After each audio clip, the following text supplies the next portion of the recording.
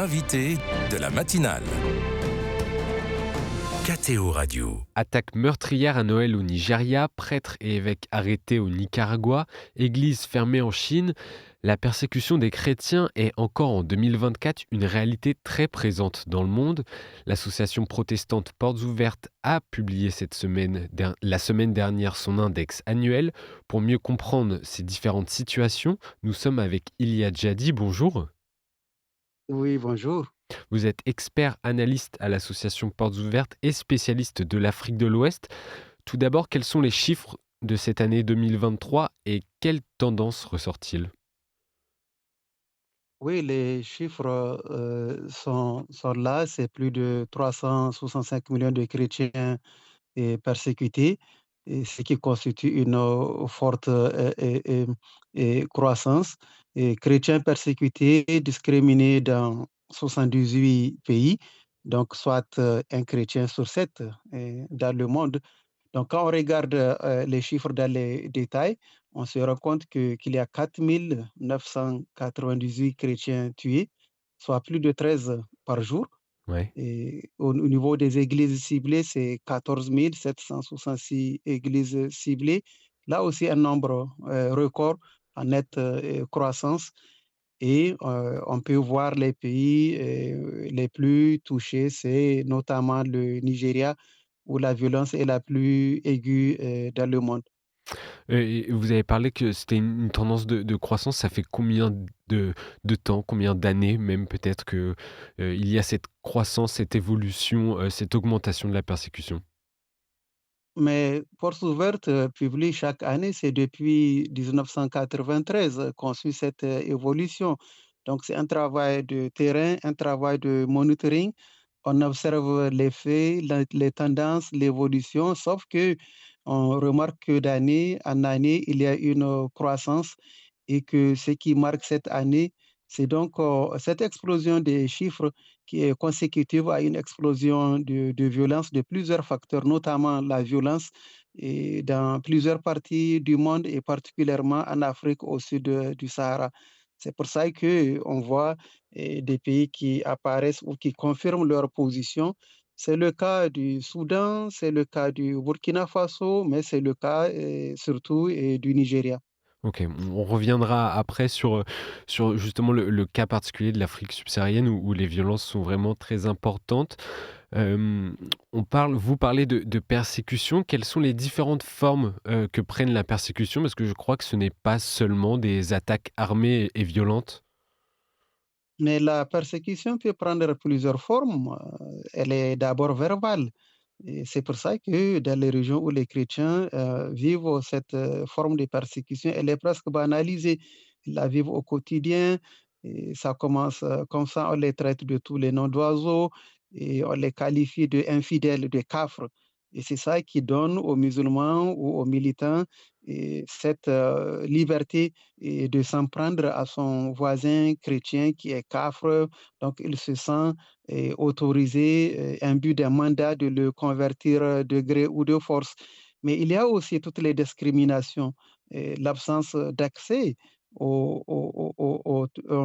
à tout ce qui est droit, à tout ce qui est infrastructure de base, telles que l'eau, telles que ça peut être l'éducation, l'accès à l'éducation, ça peut être l'accès à l'emploi aux jeunes diplômés et chrétiens qui sont discriminés. On a vu durant le Covid, la période de confinement, où les chrétiens ont été discriminés, n'ont pas eu accès à l'aide d'urgence étant nécessaire pour leur survie durant cette période, ou bien ont eu un accès très limité comparativement à leurs voisins musulmans. Mmh. Et la persécution, elle peut être aussi violente. Elle peut se traduire par des attaques ciblées contre des chrétiens où le pasteur, le curé, le prêtre est tué, où le bâtiment, la paroisse est ciblée, et pillée et détruite. C'est de cela qu'il s'agit. Et c'est pour ça qu'on arrive à ces chiffres-là et que dans certains pays, c'est extrêmement violent au regard du nombre de personnes, de chrétiens qui sont enlevés ou qui sont liquidés physiquement, donc tués. Et cette violence, et ces attaques qui sont, vraiment, criminels, il faut dire le mot, sont particulièrement une réalité en Afrique subsaharienne. Vous en avez parlé. Vous êtes spécialiste, de cette zone justement. On parle régulièrement sur KTO des tensions et des attaques que subissent les chrétiens dans plusieurs pays africains. Qu'est-ce que dit cette instabilité et comment comprendre cette, instabilité et ces persécutions des chrétiens dans cette zone? Oui, il y a plusieurs facteurs à signaler, et notamment l'insurrection islamique et qui est le fait de plusieurs, groupes. Si on prend le cas spécifique du Nigeria, c'est dans le nord-est du Nigeria avec, ce groupe, connu sous le nom de Boko Haram, actif Oui, dans cette partie du pays depuis 2009. Mais aussi, quand on regarde la tendance dans les pays, du Sahel, c'est sont le groupe de soutien à l'islam et aux musulmans qui est affilié à Al-Qaïda, mais aussi l'État islamique dans le Grand Sahara qui est donc affilié à l'État islamique et ce sont les groupes les plus actifs dans cette partie, mais il y a d'autres autour du bassin du lac Tchad, en Somalie, autour de la région des Grands Lacs en Afrique centrale et plus au sud, dans le nord du Mozambique. Donc, quand on regarde la géographie et de la violence, il n'y a aucune partie du continent qui est épargnée. Mais il y a des régions qui sont plus touchées à cause de leur fragilité. C'est particulièrement le Sahel central, donc des pays comme le Mali, le Burkina ou le Niger. Mais il y a aussi le Nigeria où la persécution elle est hyper violente du fait donc de l'activité de ces groupes insurrection islamique, mais qu'il y a une descente de cette violence, de ce phénomène du nord du Nigeria vers, les parties sud et centrales, sud, qui sont majoritairement, chrétiennes. oui et le Nigeria est un pays où la persécution des chrétiens est particulièrement importante. Vous avez parlé de ces bandes armées, de ces groupes armés. Certains, se revendiquent de l'islam. Est-ce que pour autant ils n'instrumentalisent pas la religion à d'autres fins et notamment une soif de pouvoir ou de territoire? Soif de pouvoir, il faut reconsidérer leur idéologie. Tous ces groupes islamistes qui sont actifs en Afrique ont ceci en commun. Ils partagent cette idéologie et qui fait qu'ils ont un projet de société. Ils veulent établir un califat, donc occuper un territoire et qui sera régi et selon les règles de la loi islamique dans sa forme la plus dure. C'est le projet de Daesh. Ce que l'État islamique a fait en Syrie, en Irak, c'est ce que ce même projet-là qui est partagé par ces groupes-là. Donc, autant ça leur donne cette légitimité de s'attaquer aux chrétiens prioritairement parce qu'ils ne sont pas musulmans. Donc, Oui. ils ont le mandat de les convertir à l'islam de gré ou de force. Ils peuvent s'en prendre aussi aux musulmans modérés qui ne partagent pas aussi cette idéologie. Ils s'en prennent aux écoles. L'école, donc l'école occidentale, par extension, la civilisation est chrétienne. Et c'est pour ça qu'ils s'en prennent à des écoles, à des enseignants et à qui ils donnent des avertissements. Et ils veulent que toutes les matières qui sont enseignées, la langue soit, le français soit remplacé par l'arabe et qu'on enseigne le Coran au lieu de l'histoire, de la géographie.